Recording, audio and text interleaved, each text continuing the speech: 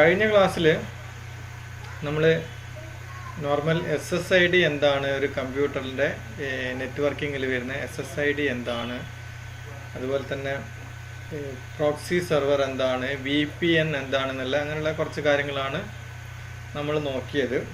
അപ്പോൾ SSID എന്ന് പറഞ്ഞാൽ നിങ്ങൾക്കറിയാം, അതിൻ്റെ നമ്മളെ വയർലെസ്സിൻ്റെ നെയിമിനാണ് പൊതുവെ SSID എന്ന് പറയുന്നത്. അതുപോലെ തന്നെ നമ്മൾ സെക്യൂരിറ്റിക്ക് വേണ്ടിയിട്ടാണ് ഈ പ്രോക്സിയൊക്കെ യൂസ് ചെയ്യുന്നത്. സെക്യൂർഡ് പ്രോക്സി യൂസ് ചെയ്യുന്നുണ്ട്. അതുപോലെ തന്നെ VPN virtual private network use ചെയ്യുന്നുണ്ട്. അതൊക്കെ സെക്യൂരിറ്റി ആയിട്ട് ബന്ധപ്പെട്ടുള്ള കാര്യങ്ങൾക്ക് വേണ്ടിയിട്ടാണ്. അപ്പോൾ നമുക്കറിയാം, നോർമലി ഒരു ലോക്കൽ ഏരിയ നെറ്റ്വർക്ക് എന്ന് പറഞ്ഞു കഴിഞ്ഞാൽ അത് കേബിൾ വഴിയാണ് നോർമലി നമ്മൾ സ്കൂളിലൊക്കെ പൊതുവെ ലാബിലൊക്കെ എന്താണ് നെറ്റ്വർക്കിംഗ് ചെയ്യുന്നത്, കേബിൾ വഴിയായിരിക്കും ചെയ്യുന്നത്. ഓക്കെ, അപ്പോൾ അതേ രീതിയിൽ നമുക്ക് അതിൻ്റെ കൂടെ തന്നെ വയർലെസ്സും യൂസ് ചെയ്യണമെന്നുണ്ടെങ്കിൽ അതേ ഇൻ്റർനെറ്റ് അല്ലെങ്കിൽ അതേ ഇൻ്റർനെറ്റ് സർവീസ് പ്രൊവൈഡർ കൊടുക്കുന്ന ഇൻ്റർനെറ്റ് നമുക്ക് നമ്മുടെ മൊബൈലിനകത്തും പിന്നെ ലാപ്ടോപ്പിനകത്തൊക്കെ വേണമെന്നുണ്ടെങ്കിൽ നമുക്ക് നോർമലി ഒരു റൗട്ടർ യൂസ് ചെയ്താൽ നമുക്കത് പോസിബിളാണ്. ഓക്കെ, ഇപ്പോൾ നോർമൽ വയർലെസ് ആയിട്ടുള്ള ഒരു ആക്ടിവിറ്റി വേണ്ടാന്നുണ്ടെങ്കിൽ നമുക്ക് ഈ റൗട്ടറിന് പകരം എന്താണ് ISP പ്രൊവൈഡ് ചെയ്യുന്ന ആ നെറ്റ്വർക്കിൽ ഒരു നോർമൽ സ്വിച്ച് മാത്രം മതി. ഓക്കെ, ആ സ്വിച്ച് നമുക്ക് ഡാറ്റ എല്ലാ കമ്പ്യൂട്ടറിലേക്കും എല്ലാ പോർട്ടലിലേക്കും ഷെയർ ചെയ്യും. അപ്പോൾ നമുക്ക് നെറ്റ്വർക്ക് അല്ലെങ്കിൽ ഇൻ്റർനെറ്റ് എല്ലാ കമ്പ്യൂട്ടറിലും കിട്ടുന്നതാണ്. പക്ഷേ നമുക്ക് അതേ കൂട്ടത്തിൽ തന്നെ വയർലെസ് ഡിവൈസുകളും കണക്ട് ചെയ്യണമെന്നുണ്ടെങ്കിൽ നമ്മൾ എന്താണ് യൂസ് ചെയ്യുക? സാധാരണ സ്വിച്ചിന് പകരം നമുക്ക് ഒരു വയർലെസ് റൗട്ടർ കണക്ട് ചെയ്താൽ മതി. വയർലെസ് റൗട്ടർ വിത്ത് LAN പോർട്ട്. ഓക്കെ, അപ്പോൾ അത് നമുക്ക് മിക്സഡ് ആയിട്ട് ലാനും വയർലെസ് ഏരിയ നെറ്റ്വർക്കും വയർലെസ് നെറ്റ്വർക്കും നമുക്ക് യൂസ് ചെയ്യാൻ പറ്റും. അതിന് നമ്മൾ ഈ മിക്സഡ് നെറ്റ്വർക്ക് എന്ന് പറയും. Okay, if you have A wireless router that also has Ethernet port, you can use wired and wireless device together. ഒരു റൗട്ടറിനകത്ത് വയർലെസ് അതുപോലെ തന്നെ LAN പോർട്ടുള്ള ഒരു റൗട്ടർ ആണെങ്കിൽ നിങ്ങൾക്ക് അതിനകത്തേക്ക് ഇൻ്റർനെറ്റ് ISPനകത്തു നിന്ന് ഇൻ്റർനെറ്റ് അതിനകത്തോട്ട് വരും.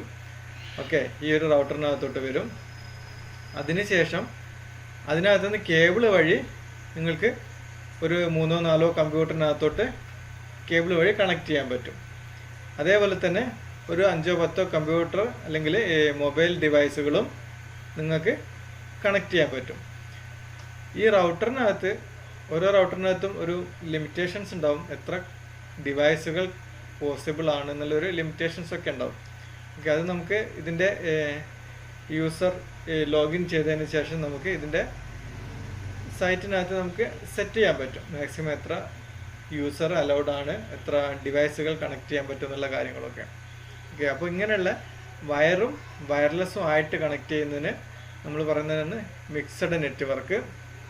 അപ്പോൾ അതിനകത്ത് നമുക്ക് വേണ്ടത് ഒരു വയർലെസ് ഡിവൈസ്, കൂടെ അതിനകത്ത് ബാക്ക് സൈഡിലായിട്ട് 3-4 ഇഥർനെറ്റ് പോർട്ട് അവൈലബിൾ ആയിരിക്കും. പക്ഷേ ഈ ചെറിയ വയർലെസ് ഡിവൈസുകൾ വരുന്നുണ്ട്, അതായത് ഈ മൊബൈലിനൊക്കെ അതിനകത്ത് എന്താണ് ഇഥർനെറ്റ് പോർട്ട് ഉണ്ടാവില്ല. ജസ്റ്റ് ഒരു മിനി റൗട്ടർ എന്നൊക്കെ പറഞ്ഞ് വരുന്ന വേറെ റൗട്ടർ ഉണ്ട്. അതിൽ നമുക്ക് ഈ പറഞ്ഞ രീതിയിൽ ലോക്കൽ ഏരിയ നെറ്റ്വർക്ക് കണക്ട് ചെയ്യാൻ സാധിക്കില്ല. ജസ്റ്റ് മൊബൈൽ അല്ലെങ്കിൽ സിം കാർഡ് വഴിയുള്ള ഒരു ഇൻ്റർനെറ്റിനെ നമുക്ക് വയർലെസ് ആയിട്ട് വേറെ ഡിവൈസുകൾ വയർലെസ് ആയിട്ട് കണക്ട് ചെയ്യാവുന്നേ ഉള്ളൂ. പക്ഷേ ഈ പറഞ്ഞ ഡിവൈസ്, അതായത് മിക്സഡ് നെറ്റ്വർക്കിന് യൂസ് ചെയ്യുന്ന ഡിവൈസ് വലിയ തരത്തിലുള്ള റൗട്ടർ ആയിരിക്കും. അതിനകത്ത് ഇഥർനെറ്റ് പോർട്ട് അവൈലബിൾ ആയിരിക്കും.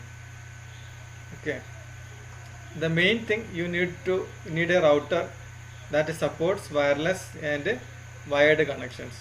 ഓക്കെ, അതാണ് ഞാൻ പറഞ്ഞത്. ഇങ്ങനെയുള്ള ഈ ഒരു കൊളാബറേഷൻ, അതായത് ലാനും ലോക്കൽ ഏരിയ നെറ്റ്വർക്കും വയർലെസ് നെറ്റ്വർക്കും മിക്സ് ആക്കിയിട്ട് യൂസ് ചെയ്യാൻ നമുക്ക് വേണ്ടത് ഒരു റൗട്ടറാണ്.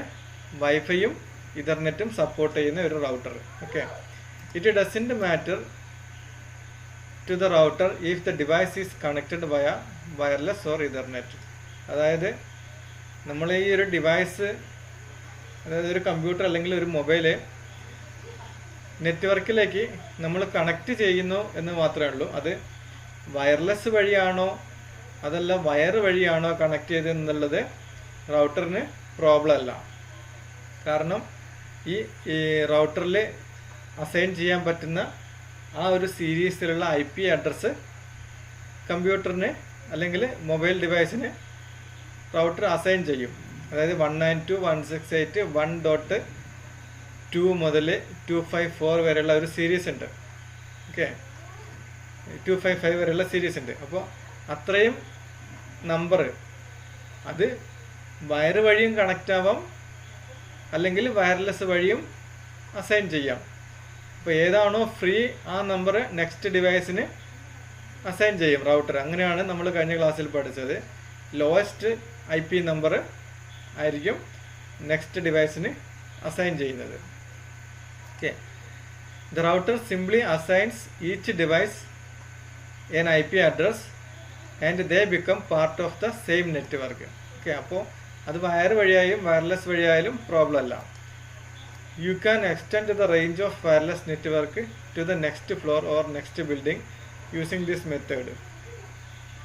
ഇപ്പോൾ ഫോർ എക്സാമ്പിൾ, ഇപ്പോൾ എന്താണ് 2 നിലയുള്ള ഓഫീസൊക്കെയാണ്. അപ്പോൾ താഴെയുള്ള ഫ്ലോറിനകത്ത് ഒരു റൗട്ടർ ഉണ്ട്. ഓക്കെ, അവിടെ വയർ വഴിയും വയർലെസ് വഴിയും നെറ്റ് കണക്ട് ചെയ്തിട്ടുണ്ട്.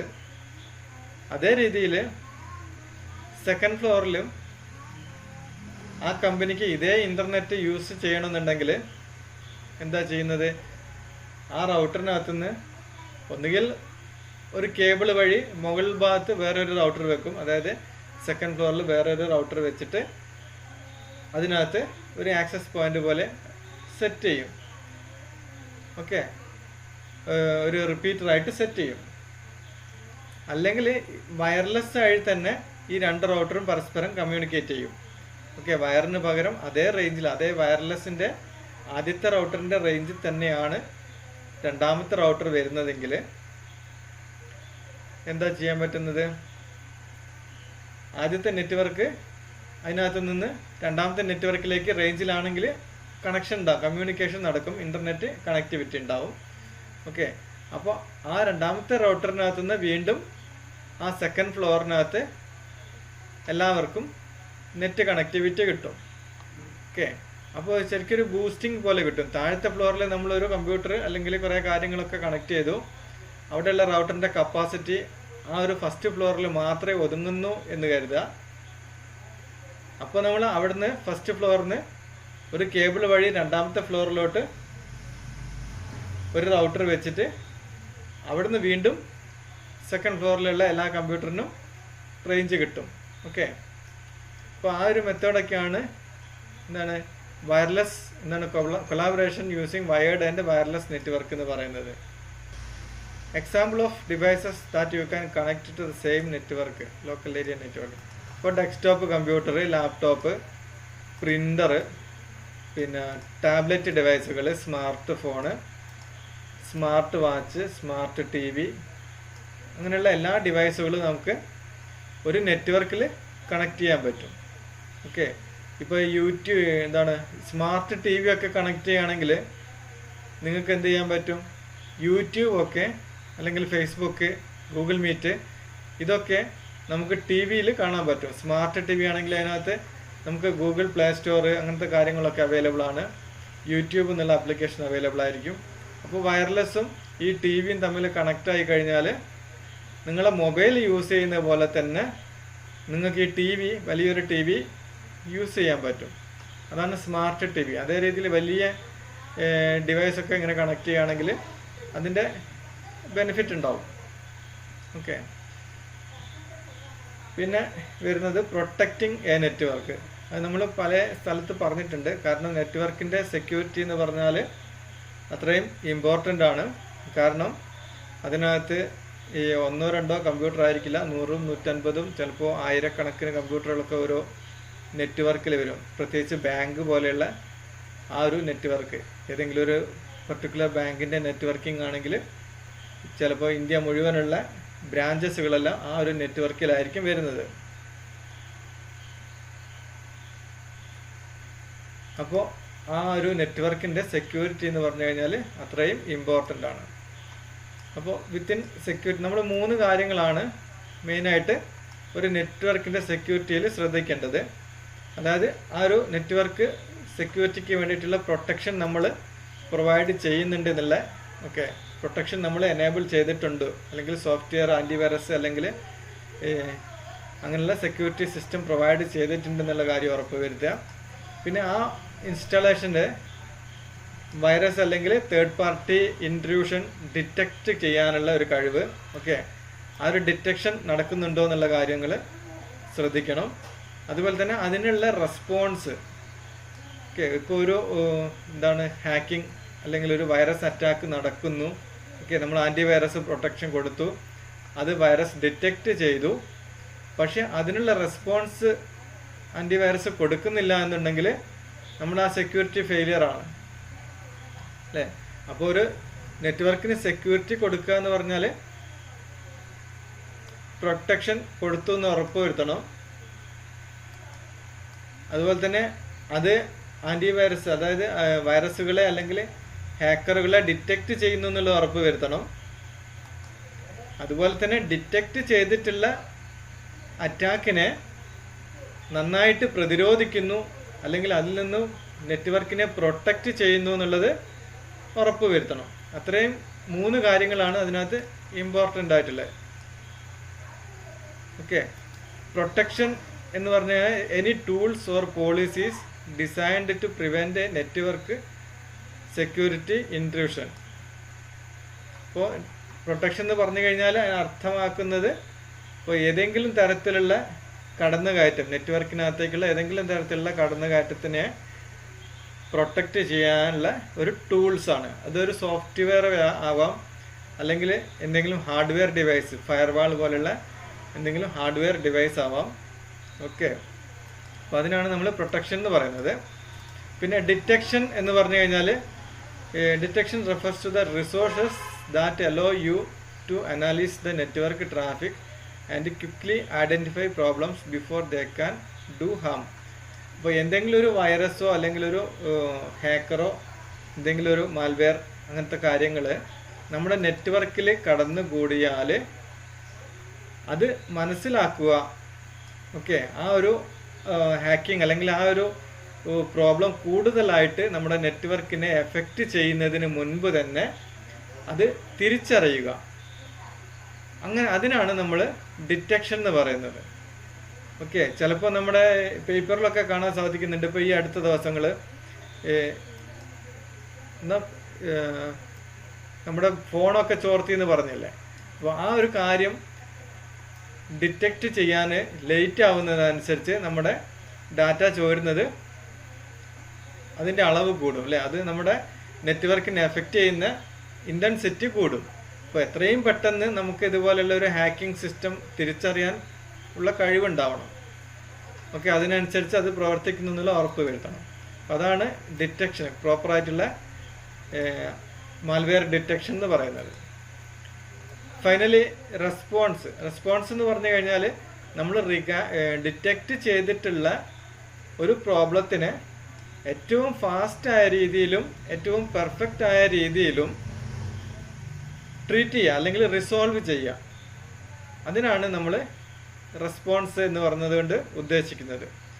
ഒരു ഹാക്കിംഗ് നടക്കുകയാണെങ്കിൽ അത് അത്രയും പെട്ടെന്ന് അതിനെ ഐഡൻറ്റിഫൈ ചെയ്യുക, അതുപോലെ തന്നെ അതിനെ ബ്ലോക്ക് ചെയ്യുക, അത് കൂടുതലായിട്ട് എന്തെങ്കിലും നാശനഷ്ടങ്ങൾ വരുത്താതിരിക്കാൻ വേണ്ടിയിട്ടുള്ള ശ്രദ്ധിക്കുക. അതുപോലെ തന്നെ അത് വരുത്തിയിട്ടുള്ള നാശനഷ്ടങ്ങളൊക്കെ റിസോൾവ് ചെയ്യാൻ പറ്റുന്നുണ്ടെങ്കിൽ അത് ചെയ്യാം. അതാണ് ഈ റെസ്പോൺസ് എന്ന് പറയുന്നത്. അപ്പോൾ ഇത്രയും കാര്യങ്ങൾ എല്ലാ നെറ്റ്വർക്കിനകത്തും ഇമ്പോർട്ടൻ്റ് ആയിട്ടും വേണ്ട ഒരു കാര്യമാണ്. പിന്നെ നെറ്റ്വർക്ക് പെർഫോമൻസ് സ്റ്റഡി.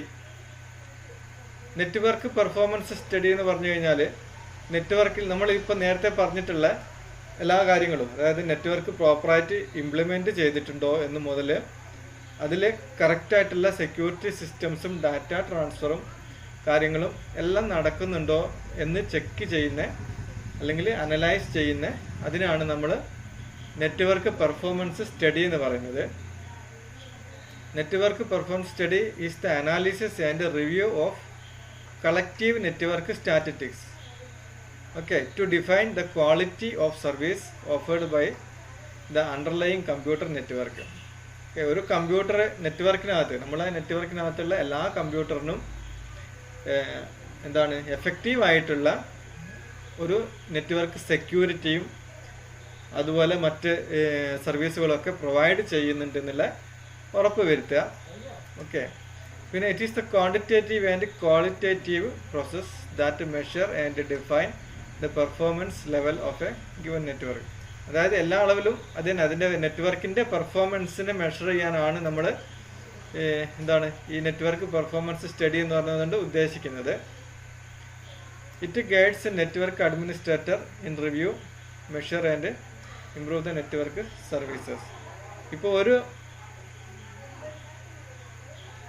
ഒരു കമ്പ്യൂട്ടർ സ്ഥാപനത്തിൽ അല്ലെങ്കിൽ ഒരു കമ്പനിയിൽ കേൾക്കുന്നുണ്ടോ? ഡിലേ ഉണ്ടോ? ഓക്കെ.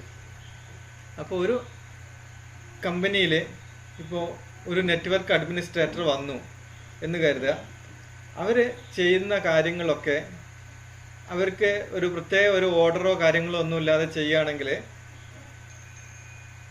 അവർക്ക് ശേഷം വരുന്ന വേറെ ആൾക്കാർ അവർക്ക് ഇത് ഫോളോ ചെയ്യാൻ പറ്റില്ല. ഈ നെറ്റ്വർക്കിൻ്റെ സ്റ്റാറ്റസ് എന്താണ്, അതിൻ്റെ പെർഫോമൻസ് എങ്ങനെയൊക്കെ എവിടെയൊക്കെ എന്തൊക്കെയാണ് ഇംപ്ലിമെൻറ്റ് ചെയ്തിട്ടുള്ളത്, ആൻറ്റിവൈറസിൻ്റെ സിസ്റ്റം എങ്ങനെയാണ്, പ്രൊട്ടക്ഷൻ്റെ സിസ്റ്റം എങ്ങനെയൊക്കെയാണ്, അങ്ങനെയുള്ള കാര്യങ്ങളൊന്നും അനലൈസ് ചെയ്യാൻ പറ്റില്ല. ഓക്കെ, അപ്പോൾ ഈ ഒരു പെർഫോമൻസ് സ്റ്റഡി കറക്റ്റായിട്ട് കീപ്പ് ചെയ്യുന്നുണ്ടെങ്കിൽ, അതിൻ്റെ ഫുൾ ഡാറ്റ നല്ല രീതിയിൽ കീപ്പ് ചെയ്യുന്നുണ്ടെങ്കിൽ, ഇപ്പോൾ ഒരു അഡ്മിനിസ്ട്രേറ്ററായിട്ട് വരുന്ന പുതിയ ആളാണെങ്കിൽ പോലും അവർക്ക് ആ നെറ്റ്വർക്കിൻ്റെ ഫുൾ ഒരു ഓവർവ്യൂ കിട്ടും. ഓക്കെ, അപ്പോൾ ഒരാൾ നേരത്തെയുള്ള ആൾക്കാർ മാറിപ്പോകുന്ന സമയത്ത് അതിൻ്റെ ഫുൾ ഡീറ്റെയിൽസ്, ഈവൻ ഇപ്പോൾ ഒരു കമ്പ്യൂട്ടറിൻ്റെ ഇൻ്റർനെറ്റ് സർവീസ് പ്രൊവൈഡറിൽ കൊടുത്തിട്ടുള്ള യൂസർ നെയിം പാസ്വേഡ് എന്താണ് എന്ന് മുതൽ ഒരു ഡെസ്ക്ടോപ്പ്, അതായത് ഒരു യൂസറിൻ്റെ യൂസർ നെയിം പാസ്വേഡ് വരെ, അല്ലെങ്കിൽ യൂസറിന് കൊടുത്തിട്ടുള്ള അഡ്മിൻ പാസ്വേഡ് വരെ എന്താണെന്നുള്ളത് അവർ കീപ്പ് ചെയ്യും. ഈ പെർഫോമൻസ് സ്റ്റഡീനകത്തൊക്കെ നോട്ട് ചെയ്യും. ഓക്കെ, എല്ലാ മൊത്തം നെറ്റ്വർക്കിൻ്റെ ഫുൾ കാര്യങ്ങൾ അതിനകത്തുണ്ടാവും. Network performance is primarily measured from end user perspectively. That is quality of network service delivered to the user. Broadly, network performance is measured by reviewing the statistics and metrics from the following network components. ഇപ്പോൾ ഒരു നെറ്റ്വർക്കിൻ്റെ performance measure ചെയ്യുന്നത് end യൂസർക്ക്, okay, ഒരു end യൂസറെ സംബന്ധിച്ചിടത്തോളം നെറ്റ്വർക്കിങ്ങിൻ്റെ performance എങ്ങനെയാണ് അത് നോക്കിയിട്ടാണ്. Okay, ഒരു end യൂസർക്ക് network access ചെയ്യാനും അവരുടെ ഡാറ്റയ്ക്കുള്ള സെക്യൂരിറ്റിയും കാര്യങ്ങളും ഒക്കെ പെർഫെക്റ്റ് ആണോ, കസ്റ്റമർ അതായത് എൻഡ് യൂസർ സർവീസ് സാറ്റിസ്ഫൈഡ് ആണോ നെറ്റ്വർക്കിങ്ങിൽ, ഓക്കെ, അങ്ങനെയുള്ള കാര്യങ്ങളൊക്കെയാണ് നോക്കുന്നത്. അതിൽ മെഷർ ചെയ്യുന്ന 1-2 കാര്യങ്ങളുണ്ട്. ഒന്ന് നെറ്റ്വർക്ക് ബാൻഡ്വിഡ്ത്ത് അല്ലെങ്കിൽ കപ്പാസിറ്റി എന്ന് പറഞ്ഞാൽ available data transfer bandwidth or capacity. ഇപ്പോൾ ഒരു നെറ്റ്വർക്ക് കപ്പാസിറ്റി എന്ന് പറഞ്ഞു കഴിഞ്ഞാൽ നമ്മൾ പറഞ്ഞു അല്ലേ, ഒരു മാക്സിമം ഡാറ്റ ട്രാൻസ്ഫർ റേറ്റ് എത്രയാണ്, അതിൻ്റെ ഒരു റേഞ്ചാണ് നമ്മൾ അവൈലബിൾ ബാൻഡ്വിഡ്ത്ത് എന്ന് പറയുന്നത്. ഓക്കെ, അപ്പോൾ ആ ഒരു ബാൻഡ്വിഡ്ത്ത് അത്രയും കപ്പാസിറ്റി ഡാറ്റ ട്രാൻസ്ഫർ നടക്കുന്നുണ്ട്, അത്രയും അവൈലബിൾ ആണെന്നുള്ള ഉറപ്പ് വരുത്തണം. പിന്നെ നെറ്റ്വർക്ക് ത്രോട്ട്പുട്ട്, അതും എന്താണ്, amount of data successfully transferred over network in A given time. Okay, ഒരു പർട്ടിക്കുലർ ടൈമിൽ ഡാറ്റ ട്രാൻസ്ഫർ നടക്കുന്ന അളവ്, ഓക്കെ, ഒരു പർട്ടിക്കുലർ ടൈമിൽ നടക്കുന്ന ഡാറ്റ എത്ര ഡാറ്റ ട്രാൻസ്ഫർ ചെയ്യാൻ സാധിക്കുന്നുണ്ടോ അതിൻ്റെ ഒരളവ്, അതിനാണ് നെറ്റ്വർക്ക് ത്രോട്ട്പുട്ട് എന്ന് പറയുന്നത്. പിന്നെ നെറ്റ്വർക്ക് ഡിലേ, ഇപ്പോൾ ഡാറ്റ ട്രാൻസ്ഫർ ചെയ്യുമ്പോൾ ഇപ്പോൾ ഡിഫറെൻറ്റ് ലെയർ ആയിട്ടാണ് നെറ്റ്വർക്കിംഗ് എന്ന് പറഞ്ഞു. ഓക്കെ. ട്രാൻസ്മിഷൻ ലെയർ ഉണ്ട്, പിന്നെ ഫിസിക്കൽ ലെയർ ഉണ്ട്. ഓക്കെ. അപ്പോൾ ഈ ലെയറുകളിൽ ഡാറ്റ ട്രാൻസ്ഫർ ചെയ്യുന്ന സമയത്ത് ഡാറ്റ സെൻഡ് ചെയ്യുന്നതും റിസീവ് ചെയ്യുന്നതിനും ഇടയിലുള്ള ടൈം ഡിഫറൻസ്, ഓക്കെ, അതായത് നെറ്റ്വർക്ക് ഡിലേ, അത് ചെക്ക് ചെയ്യുക. ഓക്കെ. അപ്പോൾ അതിൻ്റെ സിസ്റ്റം സ്ലോ അല്ലെങ്കിൽ നെറ്റ്വർക്ക് സ്ലോ എന്ന് പറഞ്ഞു കഴിഞ്ഞാൽ സെൻഡ് ചെയ്യുന്ന ഡാറ്റ വളരെ ഡിലേ ആയിട്ടാണ് ഡെലിവർ ചെയ്യുന്നതെങ്കിൽ നമ്മൾ അതിന് നെറ്റ്വർക്ക് സ്ലോ ആണ്, ഡാറ്റ ട്രാൻസ്ഫർ സ്ലോ ആണ് എന്ന് പറയും. ഓക്കെ. അത് എല്ലാം കറക്റ്റ് ആയിരിക്കണം. ഓക്കെ. ലാറ്റൻസി ഒന്നും ഉണ്ടാകാൻ പാടില്ല. ജിറ്ററിംഗ് എന്ന് പറഞ്ഞു കഴിഞ്ഞാൽ അങ്ങനെയുള്ള ആ ഒരു ടൈം ഡിഫറൻസിനാണ് ജിറ്ററിംഗ് എന്ന് പറയുന്നത്. ഡാറ്റ സെൻഡ് ചെയ്തിട്ട് അത് റിസീവ് ചെയ്യാനുള്ള ഒരു ടൈം, അതിനുള്ള ഡിലേ ആണ് ജിറ്ററിംഗ് എന്ന് പറയുന്നത്. പിന്നെ data loss and network error, അത് നേരത്തെ പറഞ്ഞ പോലെ നമ്മൾ ഡാറ്റ ട്രാൻസ്ഫർ ചെയ്യുന്ന സമയത്ത് ഉള്ള ഡാറ്റ ലോസ്, ഓക്കെ, അതൊന്നും ഇല്ല എന്നുള്ളത് ഉറപ്പ് വരുത്തണം. അപ്പോൾ ഒരു നെറ്റ്വർക്കിൻ്റെ പെർഫോമൻസിൽ ചെക്ക് ചെയ്യുന്ന സമയത്ത് ഒരു എൻഡ് യൂസറെ സംബന്ധിച്ച് ഇത്രയും കാര്യങ്ങൾ വളരെ ഇമ്പോർട്ടൻ്റ് ആണ്. നെറ്റ്വർക്ക് കറക്റ്റ് ബാൻഡ്വിഡ്ത്ത് കിട്ടുന്നുണ്ടെന്ന് ഉറപ്പ് വരുത്തണം. ഡാറ്റ ട്രാൻസ്ഫർ കറക്റ്റായിട്ട് കറക്റ്റ് ടൈമിൽ കിട്ടുന്നുണ്ട്, without any error data transfer ആവുന്നുണ്ട് എന്നുള്ളത് ഉറപ്പ് വരുത്തണം. ഓക്കെ. അത്രയും കാര്യങ്ങൾ ആണ് നമ്മുടെ നെറ്റ്വർക്ക് പെർഫോമൻസ് സ്റ്റഡിനകത്ത് വരുന്നത്, ഇത്രയും മെയിനായിട്ട് വരുന്നത്. ഓക്കെ. പിന്നെ നെറ്റ്വർക്കിൻ്റെ സെക്യൂരിറ്റിക്ക് വേണ്ടിയിട്ട് യൂസ് ചെയ്യുന്ന ഡിഫറെൻറ്റ് സ്ട്രാറ്റജി ആൻഡ് ടെക്നിക്സ്, അതിൽ കുറേ കാര്യങ്ങൾ വരുന്നുണ്ട്. ഓക്കെ. അതിൽ കുറച്ചൊക്കെ നമ്മൾ നേരത്തെ പറഞ്ഞതാണ്. ഇപ്പോൾ ഒരു നെറ്റ്വർക്ക് എന്ന് പറഞ്ഞാൽ നിങ്ങൾക്കറിയാം, അതിനകത്ത് കുറേ യൂസേഴ്സ് ഉണ്ടാവും അല്ലേ. ഒരു ഓഫീസ് ആണെങ്കിൽ അതിനകത്ത് 10, 50, 100 യൂസറുകൾ ഉണ്ടാവും, സ്റ്റാഫുകൾ ഉണ്ടാവും. ഓക്കെ. അപ്പോൾ ഈ സ്റ്റാഫ് തന്നെ ആയിരിക്കാം ചിലപ്പം നെറ്റ്വർക്കിന് പ്രോബ്ലം വരുത്തുന്നത്. ഓക്കെ. ചിലപ്പോൾ സ്റ്റാഫിൻ്റെ, അതായത് ഓതറൈസ്ഡ് അല്ലാത്ത യൂസർ ലോഗിൻ വരും. അതുകൊണ്ട് എന്താണ്, ഓരോ സിസ്റ്റത്തിനും, അതായത് ഓരോ നെറ്റ്വർക്കിൽ ഓരോ ഡിവൈസിനും access control, user access control correct ആയിരിക്കണം. ഓക്കെ. ആക്സസ് കൺട്രോൾ എന്ന് പറഞ്ഞാൽ access control allows you to increase your network security by limiting user access and resources to only the part of network that directly apply to individual users responsibilities എന്ന് പറഞ്ഞു കഴിഞ്ഞാൽ, ഇപ്പോൾ ഒരു accounting സെക്ഷനിലുള്ള ഒരു computer ആണെങ്കിൽ അതിനകത്തോട്ട് അക്കൗണ്ടിങ് സ്റ്റാഫിന് മാത്രമേ permission ഉണ്ടാവാൻ പാടുള്ളൂ. അപ്പോൾ ആക്സസ് കൺട്രോൾ എന്ന് പറഞ്ഞു കഴിഞ്ഞാൽ ഓതറൈസ്ഡ് ആയിട്ടുള്ള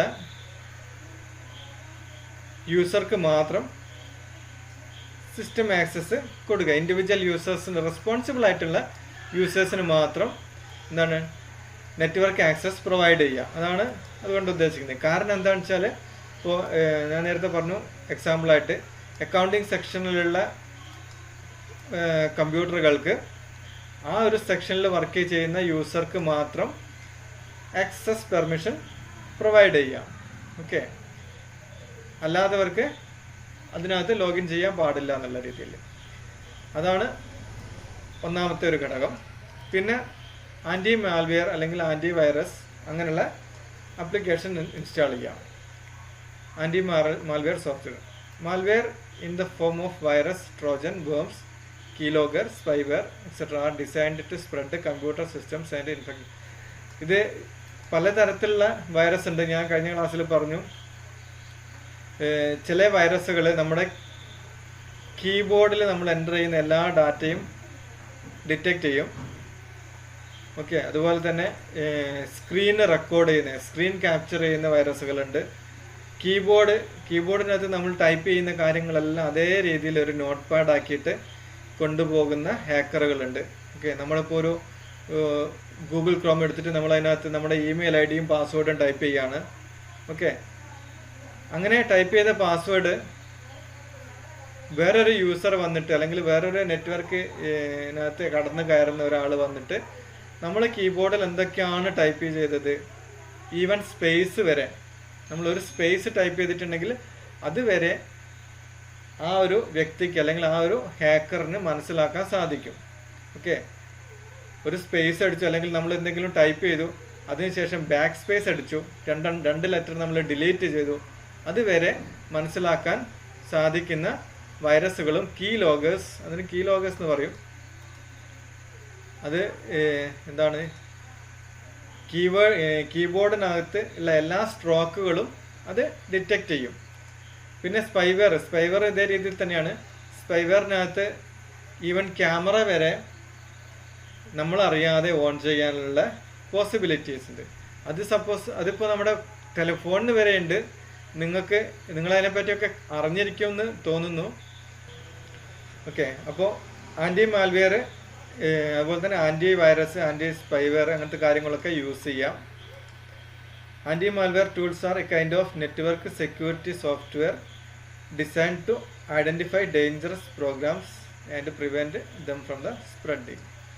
അപ്പോൾ ഇത്തരത്തിലുള്ള എന്താണ് ഡേഞ്ചറസ് ആയിട്ടുള്ള ആപ്ലിക്കേഷൻസിനെ പ്രിവെൻറ്റ് ചെയ്യാൻ വേണ്ടിയിട്ടാണ് ആൻറ്റി മാൽവെയറും ആൻറ്റി സ്പൈവെയർ, ആൻറ്റി വൈറസ് അതുപോലത്തെ ആപ്ലിക്കേഷൻസ് യൂസ് ചെയ്യുന്നത്.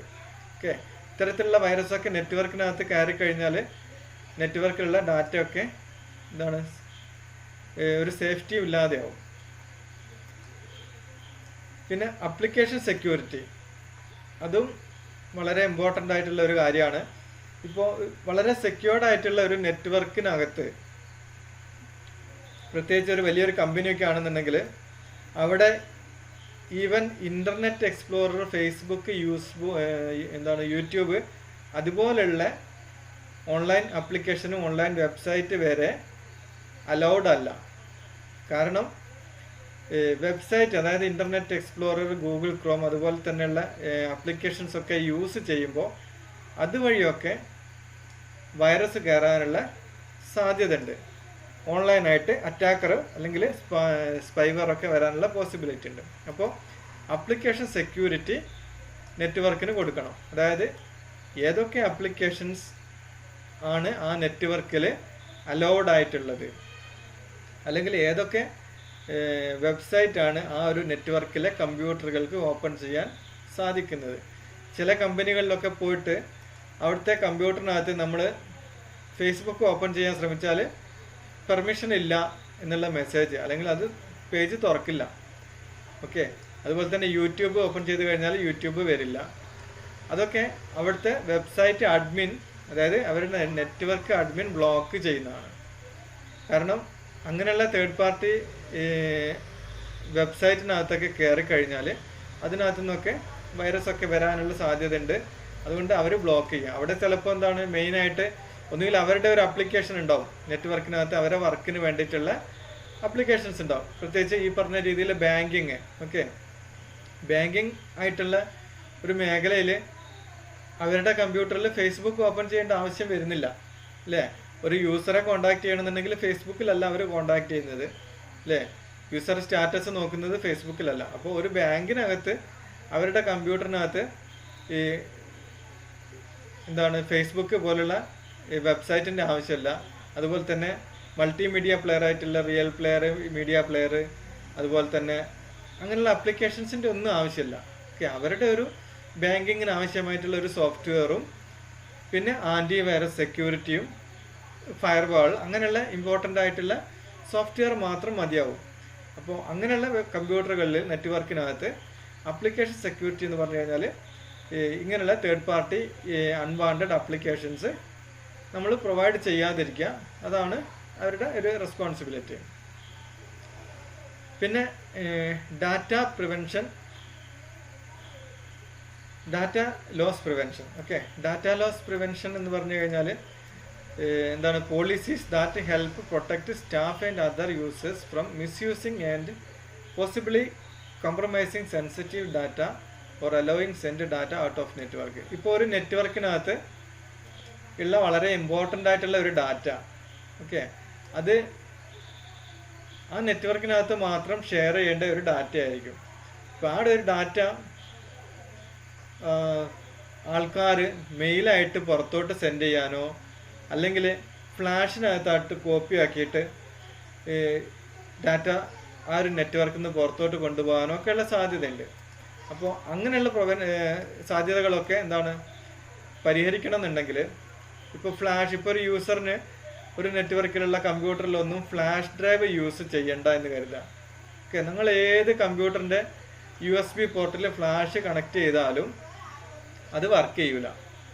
ഓക്കെ, അത്തരം സെറ്റിങ്സ് ചെയ്തിട്ടുള്ള ഏത് കമ്പ്യൂട്ടറിൻ്റെ ഏത് USB പോർട്ടിലും നിങ്ങൾ USB ഫ്ലാഷ് ഡ്രൈവ് കണക്ട് ചെയ്താൽ അത് വർക്ക് ചെയ്യില്ല. പക്ഷേ മൗസ്, കീബോർഡ് അതൊക്കെ വർക്ക് ചെയ്യും. പക്ഷേ external drive, USB flash drive അങ്ങനെയുള്ള കാര്യങ്ങൾ ബ്ലോക്ക് ചെയ്യാൻ പറ്റും. അതൊക്കെ നെറ്റ്വർക്ക് അഡ്മിനിസ്ട്രേറ്റർക്ക് പോസിബിൾ ആണ്. അതുപോലെ തന്നെ ഡാറ്റ സെൻഡ് ചെയ്യുന്നത്, മെയിലുകളൊക്കെ മോണിറ്റർ ചെയ്യുന്നുണ്ടാവും. ഓക്കെ, ഒരു ഡാറ്റ ആരൊക്കെ ഏതൊക്കെ മെയിലിലേക്ക് അയക്കുന്നുണ്ട് അങ്ങനെയുള്ള കാര്യങ്ങളൊക്കെ ചെക്ക് ചെയ്യും. അപ്പോൾ അതാണ് പറയുന്നത് DLP, data loss prevention technology and policy help protect staff and other users from misusing and possibly compromising sensitive data or allowing send data out of network. Okay, ഒരു നെറ്റ്വർക്കിൻ്റെ ആ ഒരു കമ്പനീൻ്റെ പുറത്തോട്ട് ഡാറ്റ പോകാതിരിക്കാൻ വേണ്ടിയിട്ട് അതൊക്കെ ചെക്ക് ചെയ്യും. പിന്നെ ഇമെയിൽ സെക്യൂരിറ്റി, അതും നേരത്തെ ഞാൻ പറഞ്ഞതുപോലെയുള്ള തന്നെ ഇമെയിൽ ചില കമ്പനികൾക്ക് എന്താണ് നമ്മൾ നോർമലായിട്ടുള്ള ജിമെയിലിന് പകരം എന്താണ് അവരുടേതായിട്ടുള്ള കമ്പനി ഇമെയിൽ ഉണ്ടാവും. ഓക്കെ, അവർ ഓരോ സ്റ്റാഫിനും കമ്പനിയുടെ പേരിലുള്ള ഒരു ഇമെയിൽ ആയിരിക്കും കൊടുക്കുക. ഇപ്പോൾ നമുക്ക് ചിലപ്പോൾ ITIയിൽ തന്നെ ITI W കാലിക്കറ്റ് എന്നുള്ള രീതിയിൽ നിങ്ങൾക്കൊക്കെ ചിലപ്പോൾ ഈ ഒരു ഇമെയിൽ വരാൻ സാധ്യതയുണ്ട് ഇപ്പോൾ. കാരണം നമ്മുടെ ITI ഒരു പുതിയ ഒരു ഗൂഗിൾ വർക്ക് സ്പേസിൻ്റെ കാര്യം ആലോചിച്ചുകൊണ്ടിരിക്കുന്നുണ്ട്. അപ്പോൾ അങ്ങനെയാണെന്നുണ്ടെങ്കിൽ നിങ്ങൾക്ക് വരുന്ന ഗൂഗിൾ ക്ലാസ് റൂമും ഗൂഗിൾ മീറ്റിങ്ങും കാര്യങ്ങളൊക്കെ ആ ഒരു ഇമെയിൽ വഴിയായിരിക്കും പിന്നെ വരിക. അത് ഒരു എക്സാമ്പിൾ പറഞ്ഞാണ്. ഇപ്പോൾ ഞാൻ പറഞ്ഞതിൻ്റെ ഉദ്ദേശം എന്താണെന്ന് വെച്ചാൽ, ഇപ്പോൾ ഒരു വലിയൊരു കമ്പനി, ആ കമ്പനിയുടെ പേര് സപ്പോസ് ആമസോൺ. ഓക്കെ, അപ്പോൾ ആമസോണിനകത്ത് വർക്ക് ചെയ്യുന്ന ആൾക്കാർക്ക് ചിലപ്പോൾ user1 എന്നുള്ള യൂസർ ഏതെങ്കിലും ഒരു ആളെ പേര്, ഇപ്പോൾ liju@amazon.in, അത് ചിലപ്പോൾ എൻ്റെ ഇമെയിൽ ആയിരിക്കും. ഓക്കെ, അപ്പോൾ ആ അവരുടെ ഇമെയിലിനകത്ത് അങ്ങനെയുള്ള .@amazon.in അല്ലെങ്കിൽ @company.in അല്ലെങ്കിൽ @company.com അങ്ങനെ അവരുടെ ഒരു ഇമെയിൽ സെർവർ ഉണ്ടാവും. ഓക്കെ, അവരുടേതായിട്ടുള്ള ഒരു ഇമെയിൽ സിസ്റ്റം ഉണ്ടാവും. നോർമലായിട്ട് gmail.com, hotmail.com എന്നുള്ളതിന് പകരം ഇത്തരത്തിലുള്ള ഒരു ഇമെയിൽ സിസ്റ്റം ആയിരിക്കും അവർ യൂസ് ചെയ്യുന്നത്. അപ്പോൾ അവർക്ക് അതിനകത്ത് എല്ലാ മെയിലുകളും മോണിറ്റർ ചെയ്യാനുള്ള ഓപ്ഷൻസ് ഉണ്ട്. ഓക്കെ, അതുപോലെ തന്നെ വരുന്ന ഇൻകമിങ് ഇമെയിലുകളും ഔട്ട് ഗോയിങ് ഇമെയിലുകളൊക്കെ മോണിറ്റർ ചെയ്യും. ഏതെങ്കിലും ഒരു പർട്ടിക്കുലർ ഇമെയിലിനകത്ത് നിന്ന് വരുന്ന ഇമെയിലുകളൊക്കെ വേണമെങ്കിൽ ബ്ലോക്ക് ചെയ്യാൻ പറ്റും. അതുപോലെ തന്നെ അവർക്ക് വൈറ്റ് ലിസ്റ്റ് ചെയ്യുക, ബ്ലാക്ക് ലിസ്റ്റ് ചെയ്യുക, അങ്ങനെയുള്ള കാര്യങ്ങളൊക്കെ ഉണ്ട്.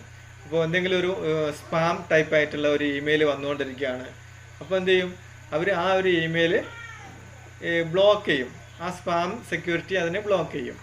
അപ്പോൾ അത് ഇമെയിൽ സെക്യൂരിറ്റി, അതൊരു നെറ്റ്വർക്കിനെ പ്രൊട്ടക്റ്റ് ചെയ്യാൻ വേണ്ടിയിട്ട് യൂസ് ചെയ്യുന്നതാണ്.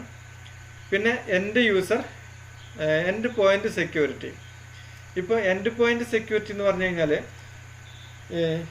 ഇപ്പം എന്താണ്, നമ്മുടെ പ്രത്യേകിച്ച് ഈ എല്ലാ കമ്പ്യൂട്ടറുകളിലൊക്കെ എല്ലാവരുടെ കയ്യിലും ആയി. ഓക്കെ, അതുപോലെ തന്നെ കമ്പനികളിലും എന്താണ് ഇപ്പോൾ അങ്ങനെയുള്ള ഒരു ഡിവൈസൊക്കെ അലോ ചെയ്യാൻ തുടങ്ങിയിട്ടുണ്ട്. ഇപ്പോൾ ഓരോരുത്തരും അവരുടെ പേഴ്സണൽ കമ്പ്യൂട്ടർ വരെ കൊണ്ടുവന്നിട്ട് കമ്പനികളിൽ സ്വന്തം ലാപ്ടോപ്പ് അല്ലെങ്കിൽ കമ്പ്യൂട്ടറുകൾ കമ്പനിയിൽ യൂസ് ചെയ്യാം. അതിനവർ പറയുന്ന പേരാണ് bring your own device, BYOD എന്ന് പറയും, ബ്രിങ് യുവർ ഓൺ ഡിവൈസ്. കാരണം എല്ലാവരുടെ കയ്യിലും കമ്പ്യൂട്ടറും മൊബൈലും കമ്പ്യൂട്ടർ ഉണ്ടാകും പ്രത്യേകിച്ചും.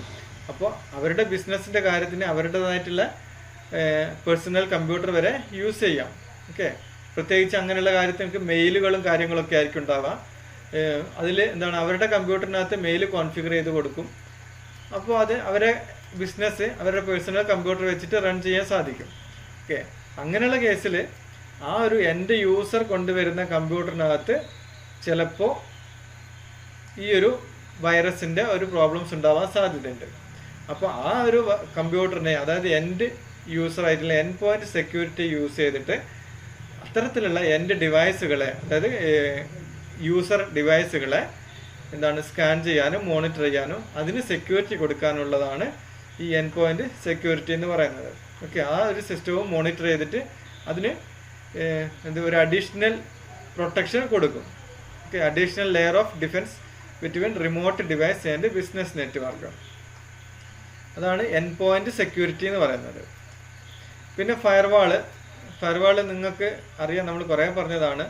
അതായത് ഒരു സെർവറിനകത്തുനിന്ന് ഡാറ്റ വരുന്നതിന് പകരം ഒരു സെർവറിനകത്തുനിന്ന് ഡാറ്റ വരുമ്പോൾ അത് ഇൻ ബിറ്റ്വീൻ ഫയർവാള് ചെക്ക് ചെയ്തിട്ട് അത് സെക്യൂർ ആണെന്ന് ഉറപ്പ് വരുത്തിയിട്ടാണ് ഡാറ്റ ട്രാൻസ്മിഷൻ അലോ ചെയ്യും. ഇൻസെക്യൂർ ആയിട്ടുള്ള അല്ലെങ്കിൽ അൺഅതോറൈസ്ഡ് ആയിട്ടുള്ള ഡാറ്റേനെ ആ ഫയർവാള് റിജക്റ്റ് ചെയ്യും. അതാണ് ഫയർവാൾ എന്ന് പറയുന്നത്. പിന്നെ ഇൻട്രൂഷൻ പ്രിവെൻഷൻ സിസ്റ്റം, അതും നേരത്തെ പറഞ്ഞ ഒരു മാൽവെയർ സിസ്റ്റം പോലുള്ള ഇതാണ്.